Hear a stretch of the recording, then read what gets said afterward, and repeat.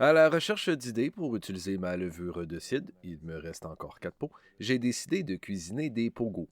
Je gâche d'emblée le punch en vous disant que si c'était à refaire, je ferais des pogos à la bière plutôt que de faire un pogo à la levure de cidre. Le goût est certainement meilleur, mais la recette existe déjà. Une rapide recherche sur Google m'a appris que je ne suis pas le premier à inventer le pogo à la bière. Ouais, c'est des maudits beaux pogos, ça. Avec un bâton spécial à pogo, deux sortes de condiments, du ketchup et de la moutarde jaune pâle, d'un jaune pâle snobant, la classe ouvrière. J'allais faire un commentaire à propos des bols avec des citrons, mais j'ai compris qu'il s'agissait en fait de verres contenant un drink. Logique, puisqu'il n'y a personne qui sauce son pogo dans un citron. Bref, de bien beaux pogos, mais des pogos en dehors de notre champ de compétences. Et qui ne sont peut-être pas si bons que cela, puisqu'une fine observation nous indique qu'une personne a laissé traîner sur la table un pogo entamé. Revenons à nos pogos à la levure. Pogo à la levure.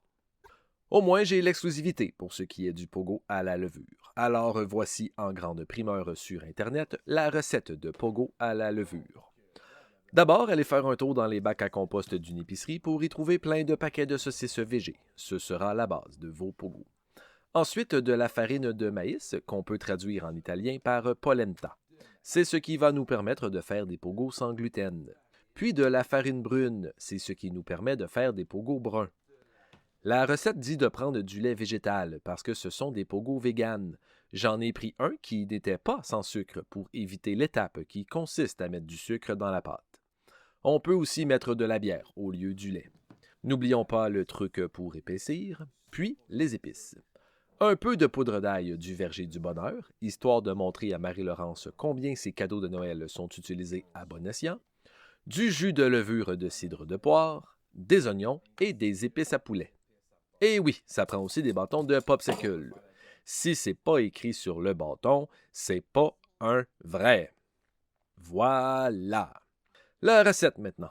La première étape consiste à faire cuire les saucisses de tous les côtés. Profitez du fait que les saucisses soient collées entre elles pour faire cuire les bouts. Personnellement, je trouve ces images très relaxantes. Je vous laisse un petit moment avec la casserole.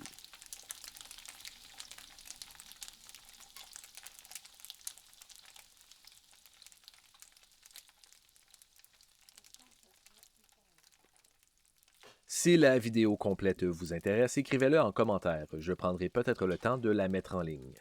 9 minutes 41 secondes de parfaite cuisson. Une fois cuit, on dépose les pogos sur un Scott Towel, ce qui évite de salir la vaisselle. Ensuite, on prend les saucisses et on les met sur le bâton.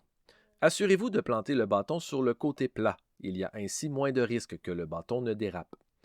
Si vous êtes pressé et que vos invités arrivent incessamment, arrêtez immédiatement la recette et servez simplement à vos invités des popsicles aux saucisses. Ce sera un succès assuré. Ensuite, mélangez tous les ingrédients dans un bol, mais triplez au moins la quantité d'épices, sinon ça ne goûtera rien.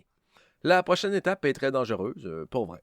Personnellement, j'aurais fait chauffer les pogos au four, quitte à ce que ça colle sur la plaque, mais Julia disait que ce serait mieux dans l'huile. Elle a travaillé dans un restaurant, les meilleures patates à déjeuner de Saint-Jean-sur-Richelieu, donc elle sait ce qu'elle fait. Mais ne prenez pas de chance, utilisez une friteuse ou demandez l'aide de quelqu'un qui a travaillé dans un restaurant.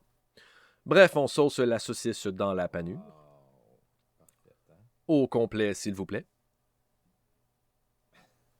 Puis on dépose dans l'huile chaude. On répète jusqu'à ce qu'il ne reste plus de saucisses ou plus de panure ou plus des deux en même temps. Miam, franchement, j'ai rarement vu une aussi belle assiette de pogo. Finalement, on mange avec un pot de ketchup et avec un pot de fécule de maïs parce qu'on a oublié de mettre la fécule de maïs. Et on n'a pas mis la poudre à pâtre non plus. Il paraît qu'on aurait dû.